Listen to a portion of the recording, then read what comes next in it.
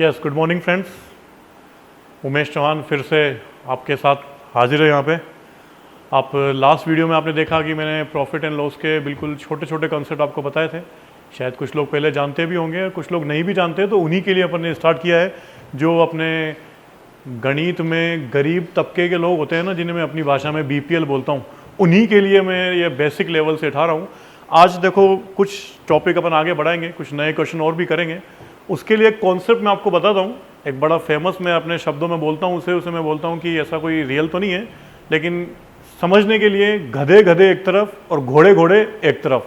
फिर से दिमाग में बैठाओ, गधे गधे एक तरफ और घोड़े घोड़े एक तरफ, यानी अंग्रेजी की सारी टर्मिनोलॉजी एक तरफ और मैथ्स की सारी एक तरफ। यहाँ पे आप देखो, ए एक अल्फ़ाबेट है, बी भी एक इंग्लिश अल्फ़ाबेट है, ये दोनों एक न्यूमेरिक वैल्यू है। आप देखें कैसे करना है। जो ए है वो तो यहीं रहेगा, लेकिन जब बी इस साइड से इस साइड पे आएगा तो ये आ जाएगा इसके नीचे और सामने हो जाएगा 3/5।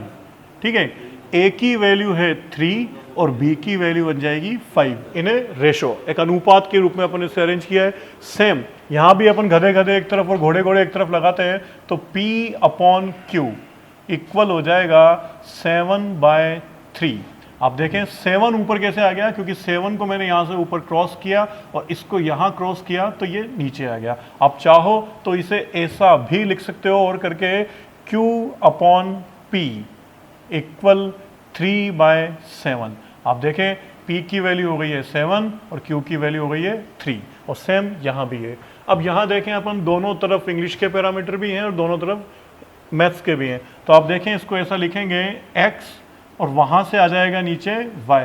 जब यहाँ पर y नीचे आ गया है तो सिर्फ यहाँ बचा क्या है 3, और यहाँ जब x यहीं पर है तो यहाँ से 2 जाएगा इसके नीचे, तो 3/2। तो x की वैल्यू हो गई 3 और y की वैल्यू हो गई 2। एक और क्वेश्चन मैं आपको इसी में बताता हूँ, आप भी मेरे साथ साथ कोशिश कीजिएगा कि क्या यहाँ पर बनना चाहिए। 5p इक्वल 8q, तो आपको यहाँ लिखना चाहिए P/Q इक्वल 8/5। तो यहाँ पे P की वैल्यू बनती है 8 और Q की वैल्यू बनती है 5। एक सिंपल सा कॉन्सेप्ट है, गधे गधे एक तरफ और घोड़े घोड़े एक तरफ। आप इजीली इसको फॉलो कर सकते हैं।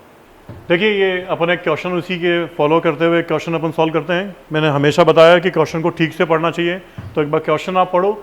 एक वस्तु का क्रय मूल्य उसके विक्रय मूल्य का 4/5 गुना है, तो प्रॉफिट या लॉस प्रतिशत बताइए।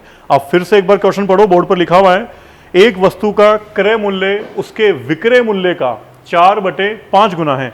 अब देखिए, क्रय मूल्य यानी CP इक्वल विक्रय मूल्य का यानी SP का मतलब आप जानते हो मल्टीप्लाई, और 4/5 गुना है। अपन ने एक इक्वेशन सेट कर ली है, क्वेश्चन की लैंग्वेज से अपन ने एक मैथ्स की लैंग्वेज में क्वेश्चन को कन्वर्ट कर लिया है। अब मैंने आपको यहाँ सिखाया ना, गधे गधे एक तरफ और घोड़े घोड़े एक तरफ। तो देखो यहाँ पे मैंने लिखा CP, उधर से क्या आने वाला है SP, और बराबर कितना आ रहा है 4/5।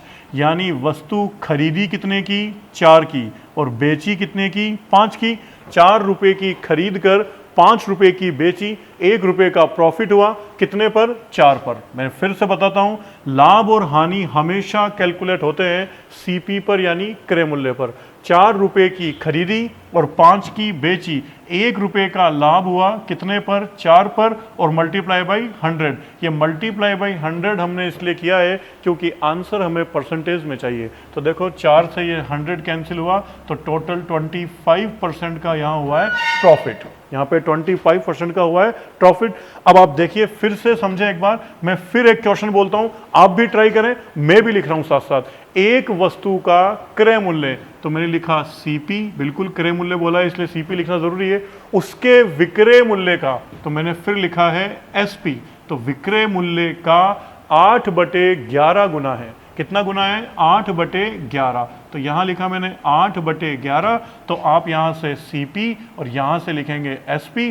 सिंपल सामने आपके आता है 8/11। तो यहाँ से CP हो गया 8 और SP हो गया 11। 8 रुपए की खरीदी और 11 रुपए की बेची, तो लाभ हो रहा है कितने रुपए का 3 रुपए का। कितने रुपए पे 8 रुपए पे, और गुणा कितना 100। तो आप आराम से क्वेश्चन यहाँ से इजीली सॉल्व कर सकते हैं। ठीक है, देखो अभी जो क्वेश्चन हमने किया ना, उसी के जैसे 2 क्वेश्चन बोर्ड पे आपके बिल्कुल सामने हैं।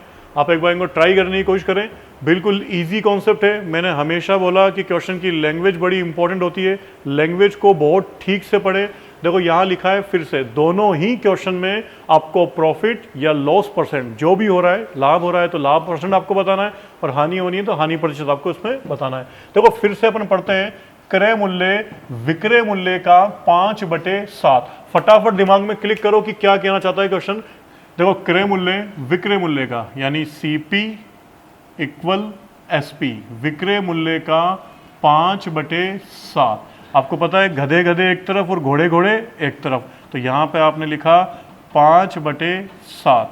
जित वस्तु खरीदी गई है 5 की और बेची गई है 7 की, 2 रुपए का प्रॉफिट हो रहा है कितने पर, 5 पे, और गुणा कितना 100, कैंसिल करें तो कितना 20, और यहाँ पे मल्टीप्लाई करें तो 40% का यहाँ हो रहा है लाभ।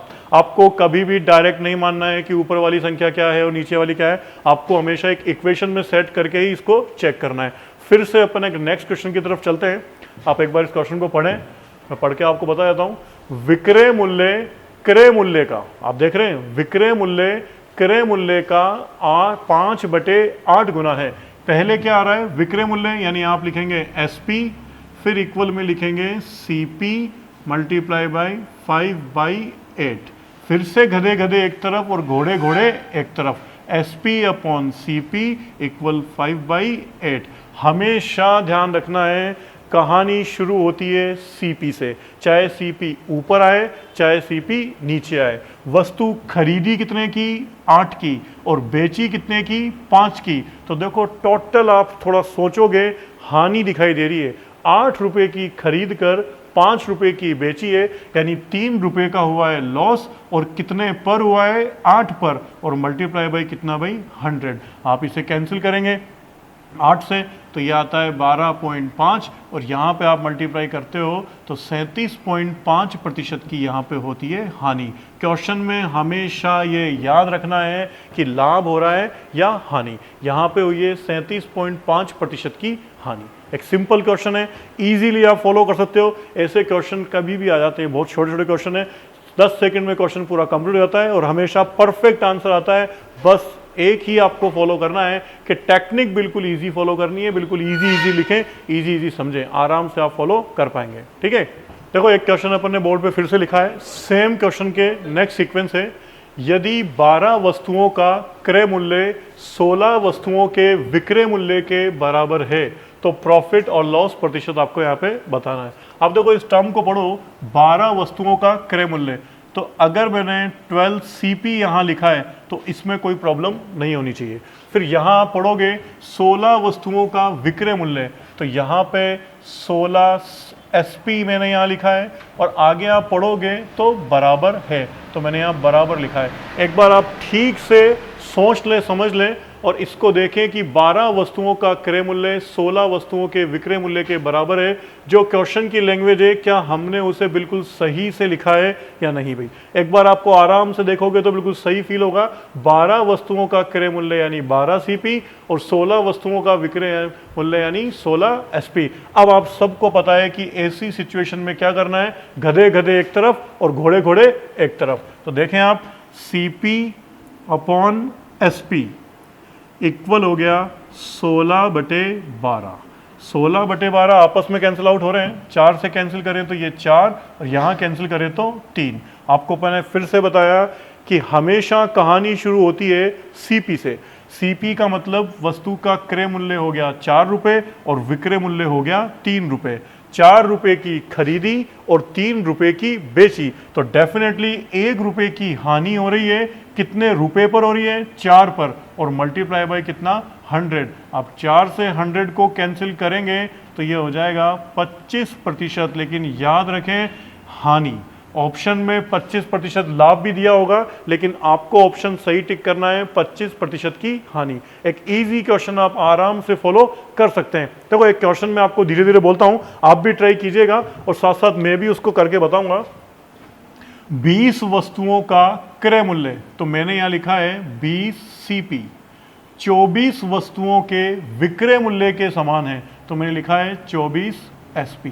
बिल्कुल सही टर्म आपने भी लिखी होगी, जैसा कि मैंने बोर्ड पे लिखी है, 20 वस्तुओं का क्रय मूल्य 24 वस्तुओं के विक्रय मूल्य के समान है। कभी कभी क्वेश्चन कुछ ऐसा भी बोलता है कि 6 वस्तुओं का बिक्री मूल्य का मतलब वही है बेचना यानी विक्रय मूल्य, 6 वस्तुओं का बिक्री मूल्य यानी 6 SP 4 वस्तुओं के लागत मूल्य के समान है। लागत मूल्य का मतलब है क्रय मूल्य, तो वो 4 CP यहां आपका हो जाएगा इजीली। फिर से आप गधे गधे एक तरफ और घोड़े घोड़े एक तरफ, बराबर क्या कर देंगे आप, 4/6 कैंसिल भी करेंगे तो 2/3, 3 रुपए की खरीदी और 2 रुपए की बेची। आप हमेशा ऐसे क्वेश्चन में ध्यान रखिएगा, कई लोग इसकी ट्रिक के लिए बोलते हैं कि डायरेक्ट यूज कर लो, डायरेक्ट यूज करने में लाभ की जगह हानि हो जाती है और हानि की जगह लाभ हो जाता है। आपको मैंने बिल्कुल सिंगल एक मेथड बताया, रेशो में कन्वर्ट करें, जो भी होगा अपने आप आपके सामने आ जाएगा।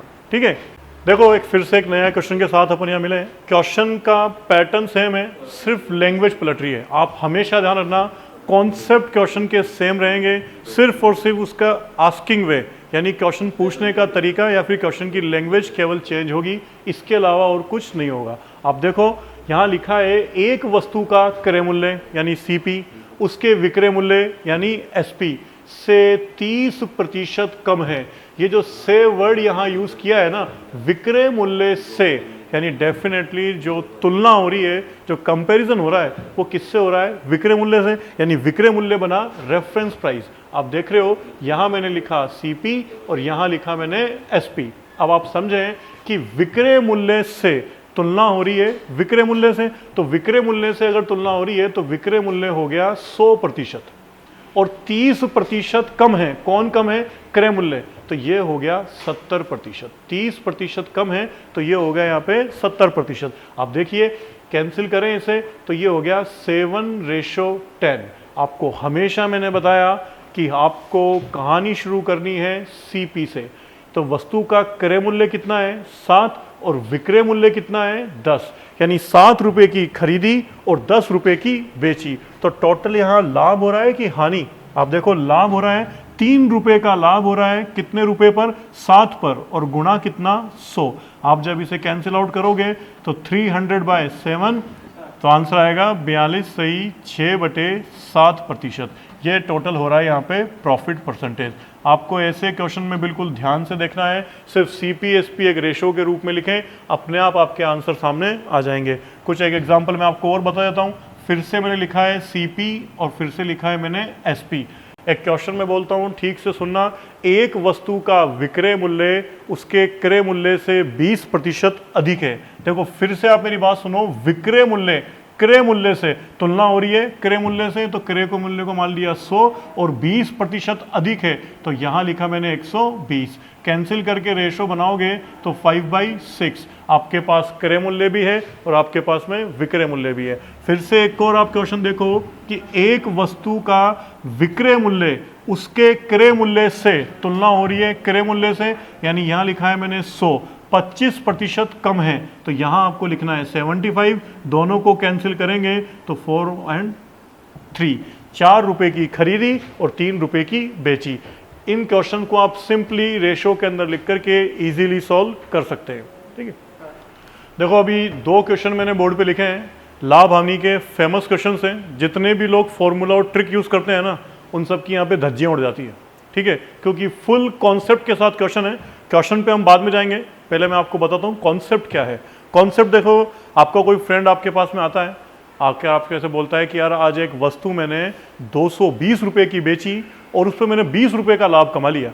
तो उसने वो वर्ड क्या यूज किया, 220 रुपए की बेची और 20 रुपए का लाभ कमा लिया, यानी 220 में बेचने पर भी 20 रुपए का लाभ हो रहा है। यानी वस्तु रियल में 200 रुपए की थी, वस्तु रियल में कितने की थी, 200 की। फिर आपसे आके कोई कहता है कि यार देख मैंने आज एक वस्तु 130 रुपए की चिपका दी और 10 रुपए का लाभ कमा लिया, यानी रियल में वो वस्तु थी 120 रुपए की, जिसको 130 में बेचने पर 10 रुपए का लाभ हुआ। सेम केस हानि के अंदर भी होता है। आपको कोई फ्रेंड आगे बोलता है कि यार देख आज बड़ी मजबूरी थी, घर पे जल्दी जाना था, तो 150 रुपए की वस्तु बेच दी और मुझे 30 रुपए की उसमें हानि हो गई। तो आप ठीक से फिर से सुनना, 150 रुपए की वस्तु बेच दी और 30 रुपए की हानि हो गई, यानी रियल में वस्तु थी 180 रुपए की। इन दोनों कॉन्सेप्ट में आप थोड़ा सा लिंकअप मैच करना। एक एग्जांपल मैं फिर से देता हूं। एक व्यक्ति ऐसा बोलता है कि मैंने एक वस्तु 1000 रुपए की बेची है और मुझे 50 रुपए का लाभ हुआ है, तो डेफिनेटली वस्तु थी 950 रुपए की। वही व्यक्ति अगर ऐसा बोलता कि मैंने एक वस्तु 1000 रुपए की बेची है और मुझे 50 रुपए की हानि हुई है, तो वस्तु रियल में थी 1050 रुपए की। अब वही कैश हम क्वेश्चंस के ऊपर देखते हैं। क्वेश्चन में आप फिर से पढ़ें, एक वस्तु को बेचने पर प्राप्त लाभ, लाभ का मतलब है प्रॉफिट, मैं पी से इसे इंडिकेट कर रहा हूं, उसके विक्रय मूल्य का, यानी यहां लिखा है उसके विक्रय मूल्य का, यानी एसपी 2/7 गुना है, 2/7। देखो मैंने बताया गधे गधे एक तरफ और घोड़े घोड़े एक तरफ, सामने आया 2/7, यानी उसने वस्तु बेची कितने की, 7 रुपए की, और प्रॉफिट कितना कमाया, 2। 7 रुपए की बेचने के बाद भी 2 रुपए का प्रॉफिट हो रहा है, यानी रियल में वो वस्तु थी 5 रुपए की। देखो आपके पास में क्रय मूल्य आ चुका है, रियल में वो वस्तु थी कितने की, 5 की, और 5 रुपए की वस्तु पर कितना लाभ कमाया, 2 रुपए का, यानी 2/5 और गुणा कितना, 100। देखो फिर 5 से कैंसिल किया तो 20, एंड यहाँ हो गया 40% प्रॉफिट। यहाँ पे प्रॉफिट हो रहा है 40% का लाभ। आपने देखा मैंने कैसे कैलकुलेट किया, एक बार फिर से समझ लीजिए। आप वस्तु 7 रुपए की बेची और उस पर 2 रुपए का लाभ भी कमाया, यानी रियल में वस्तु थी कितने की, 5 रुपए की। सीपी के अकॉर्डिंग हमने उस पर प्रॉफिट कैलकुलेट कर दिया है। सेम क्वेश्चन आपका आगे भी लिखा है, आप देखें, एक वस्तु को बेचने पर प्राप्त हानि, देखो यहां पे वर्ड यूज किया है हानि, मैं हानि को इंडिकेट करता हूं एल से, उसके विक्रय मूल्य का, यानी यहां मैं लिखूंगा एसपी मल्टीप्लाई बाय 3/7, तो मैंने लिखा 3/7। गधे गधे एक तरफ और घोड़े घोड़े एक तरफ, बराबर आप लिखोगे 3/7, बराबर आप लिख रहे हैं 3/7। तो देखो इसका विक्रय मूल्य कितना हो गया, 7, और उस पर हानि कितनी है, 3, यानी वस्तु बेची है 7 रुपए की और 7 रुपए की बेचने पर भी 3 रुपए की हानि हो रही है। आप फिर से बहुत तरीके से सोचिएगा और समझिएगा, 7 रुपए की बेचने पर भी 3 रुपए की हानि, यानी रियल में वो वस्तु थी 10 रुपए की, यानी वस्तु का क्रय मूल्य कितना है, 10 रुपए। आप फिर से समझ लीजिएगा, 7 रुपए की उसने बेची है और बोल रहा है 3 रुपए की मुझे हानि हो रही है, तो रियल में वस्तु थी 10 की। ये थोड़ा सा कंफ्यूज करता है, लेकिन बिल्कुल आप सिंपली सोचेंगे तो बिल्कुल इजी कॉन्सेप्ट है।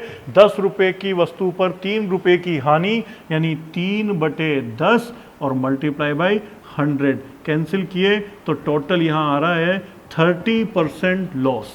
कितना लॉस आ रहा है, 30% लॉस। एक क्वेश्चन मैंने बताया आपको लाभ पर और एक क्वेश्चन मैंने आपको बताया हानि पर। ऐसा नहीं है कोई रटले के लाभ में भाई घटाना है और हानि में जोड़ देना है, ऐसा कुछ भी नहीं है। ये कभी भी कन्वर्ट हो सकते हैं, यहाँ एसपी की जगह सीपी भी आ सकता है, लेकिन आपको अपने क्वेश्चन के कॉन्सेप्ट के साथ रखना है कि हमें सीपी भी चाहिए और एसपी भी चाहिए, और डिफरेंस को हम प्रॉफिट एंड लॉस की तरह बता देंगे। यहाँ तक एक छोटे छोटे कॉन्सेप्ट को बनाते हुए अपन एक स्पेशल चैप्टर की तरफ मूव कर रहे हैं, धीरे धीरे कॉन्सेप्ट को भी हम बिल्टअप कर रहे हैं। आज के लिए इतना ही, नेक्स्ट वीडियो में हम और अच्छे कॉन्सेप्ट देखेंगे। आज मैक्सिमम लोगों को शेयर कीजिएगा, सब्सक्राइब कीजिएगा। जो भी मेहनत हम यहाँ से कर रहे हैं और हम इंप्रूवमेंट करेंगे इसके अंदर, आपको बेस्ट से बेस्ट नॉलेज देने की कोशिश करेंगे। लॉकडाउन में आप घर पे रहें, सुरक्षित रहें, थोड़ी थोड़ी पढ़ाई भी आप करते रहें, ठीक है। Thank you.